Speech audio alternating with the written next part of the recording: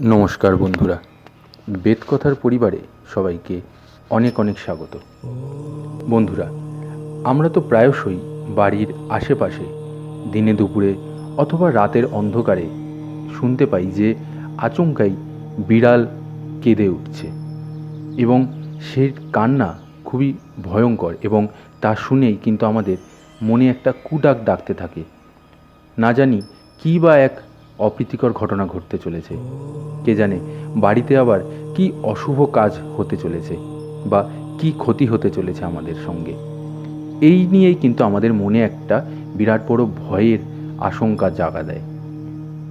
তাহলে চলুন বন্ধুরা, আজ জেনে নিই এই বিড়াল ডাকাকে কেন অশুভ বলা হয়, কেন বিড়াল ডাকলে আমাদের মনে কুডাক ডাকতে থাকে এবং এই বিড়াল যদি আচমকাই আপনার বাড়ির আশেপাশে কেঁদে ওঠে তাহলে তা কিসের ইঙ্গিত দেয়। বন্ধুরা, জীবনে চলার পথে বিভিন্ন ঘটনাই শুভ বা অশুভ ইঙ্গিত দেয়।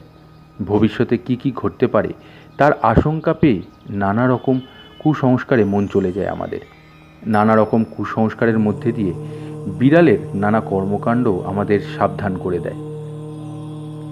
মনে করা হয় বিড়ালের নানা কর্মকাণ্ডের সঙ্গে অশুভ আত্মা যুক্ত রয়েছে। আগাম দুর্ঘটনা ঘটতে চলেছে বা ঘটতে পারে তারই পূর্বাভাস দিতে বিড়াল সক্ষম।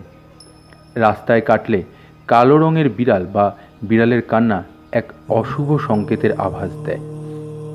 জ্যোতিষশাস্ত্রের মতেও শকুন শাস্ত্রেও কিন্তু বিড়ালের কান্না নিয়ে নানা কথা উল্লেখ রয়েছে।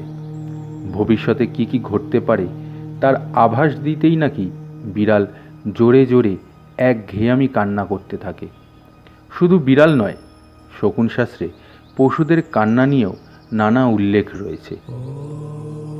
বিড়ালের এই একঘেয়েমি কান্নায় বিরক্ত হয়েই অনেকেই তাকে তাড়াতে উদ্যত হন। অশুভ লক্ষণ তাড়াতে নিজেরাই বিড়ালের কান্নাকে ভয় পেয়ে থাকি। শকুন শাস্ত্র অনুযায়ী বিড়ালের কান্না আদৌ শুভ না অশুভ, আসুন তা জেনে নিই।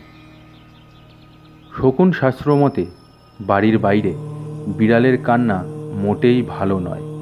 কথিত আছে যে কান্নার মাধ্যমে বিড়াল এমন কিছু অপ্রীতিকর ঘটনার ইঙ্গিত দেয় যা আমাদের পরিবারের সদস্যের কিছু বড় সমস্যা হতে পারে। শকুন শাস্ত্র অনুসারে বাড়ির বাইরে বিড়ালের কান্না ঘরের নেতিবাচক শক্তি প্রবেশের লক্ষণ দেয় এবং শকুন শাস্ত্র অনুসারে বিশ্বাস করা হয় যে বিড়াল ইতিমধ্যেই ভবিষ্যতের ঘটনাগুলি বুঝতে পারে।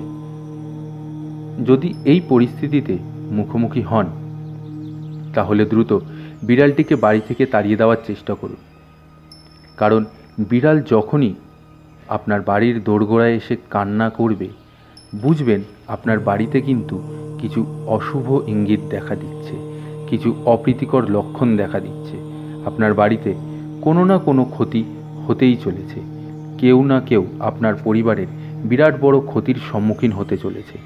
হতে পারে আপনার বাড়ির কেউ আচমকাই কোনো রাস্তাঘাটে দুর্ঘটনার সম্মুখীন হয়ে গেল বা কারোর আপনি আচমকাই মৃত্যু সংবাদ শুনতে পারলেন।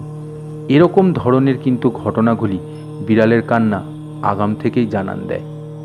এর সাথে সাথে যদি আপনি কোনোদিনও আপনার বাড়ির উঠোনে বা বাড়ির সামনে দেখেন যে দুটি বিড়াল আপনার বাড়ির বাইরে একে অপরের সঙ্গে খুব জোরালোভাবে লড়াই করছে, তাহলে মনে করবেন যে আপনার বাড়িতে কিন্তু একটি বিরাট বড় অর্থের ক্ষতি হওয়ার লক্ষণ দেখা দিচ্ছে এবং এর সাথে সাথে ঘরের মধ্যেও কিন্তু অশান্তি এবং বিবাদের লক্ষণ দেখা দিচ্ছে। এর অর্থাৎ হলো যে আপনার বাড়িতে বিরাট বড় একটা অর্থ সংকট আসতে চলেছে। কোনো না কোনো দিক থেকে আপনি বিরাট বড় ক্ষতির সম্মুখীন হতে চলেছেন। আর্থিক দিক থেকে আপনার হাতের টাকা অনায়াসেই জলের মতো বেরিয়ে যেতে চলেছে। এবং এর সাথে সাথে আপনি মনে রাখবেন, যদি কোনো সময় কোনো বিড়াল আপনি কোনো শুভ কাজে যাওয়ার আগে রাস্তা কেটে দেয় তাহলে সেটিও কিন্তু খুব খারাপ লক্ষণ।